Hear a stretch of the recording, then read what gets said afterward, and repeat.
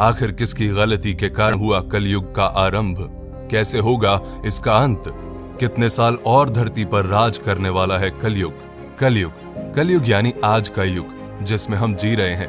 कितनी पीड़ा, कितना दुख, कितनी यातनाएं हैं इस कलयुग में, फिर भी हमें जीना तो पड़ता ही है।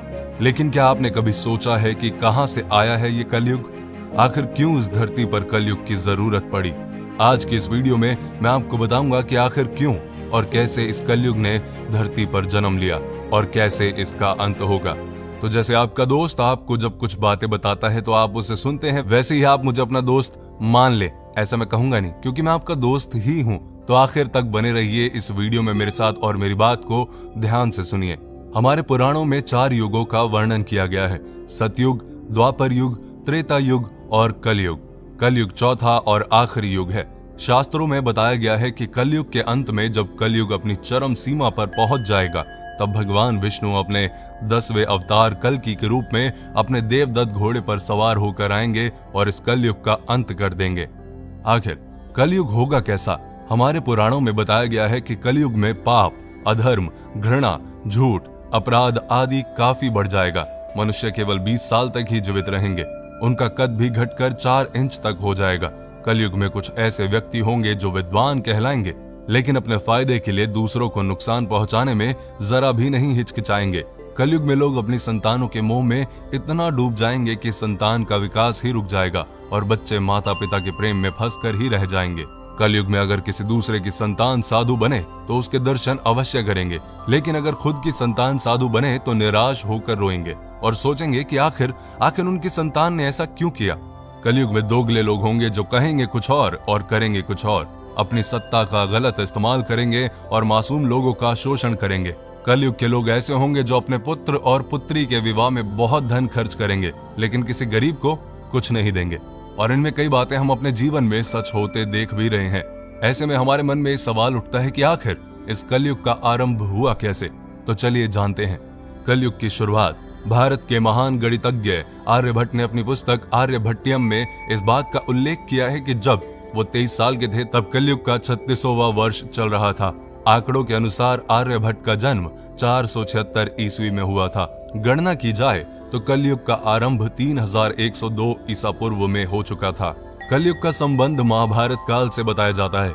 कहा जाता है कि जब महाभारत युद्ध के बाद पांडवों ने कौरवों को हराकर सारा राजपाट जीत लिया था, तब कुछ समय के बाद पांडवों को समझ आ गया कि इन सब चीजों की जरूरत नहीं है।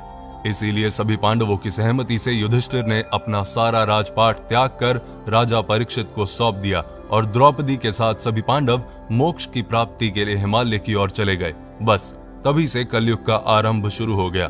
राजा परीक्षित बड़े ही कुशल और दयालु राजा थे। उनके शासनकाल में उनकी प्रजा को कभी भी कोई दुख या कष्ट नहीं हुआ। एक बार राजा परीक्षित एक नदी के पास से गुजर रहे थे। उन्होंने देखा कि नदी के किनारे एक गाय और बैल आपस में बातचीत कर रहे हैं, लेकिन कलयुग उनको दुखी कर रहा है।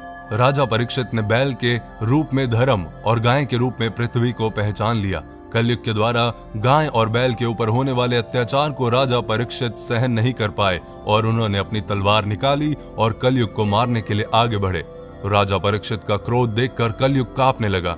कलयुग भयभीत होकर अपने राजसी वेश को उतार कर राजा परीक्षित के चरणों में गिर गया और क्षमा याचना करने लगा। राजा परीक्षित ने शरण में आए हुए कलयुग को मारना उचित ना समझा और उससे कहा, कलयुग तू मेरे शरण में आ गया है, इसलिए मैं तुझे जीवन दान दे रहा हूँ, लेकिन अधर्म, पाप, झूठ, चोरी, कपट, दरिद्रता आदि अनेक उपद्रवों का मूल कारण केवल तू ही है। तू मेरे राज्य से अभी निकल जा और फिर कभी लौट कर मत आना। परीक्षित की बात को सुनकर कलयुग ने कहा कि पूरी पृथ्वी पर आपका निवास है। पृथ्वी पर ऐसा कोई भी स्थान नहीं है जहां आपका राज्य ना हो। ऐसे में मुझे रहने के लिए स्थान प्रदान करें।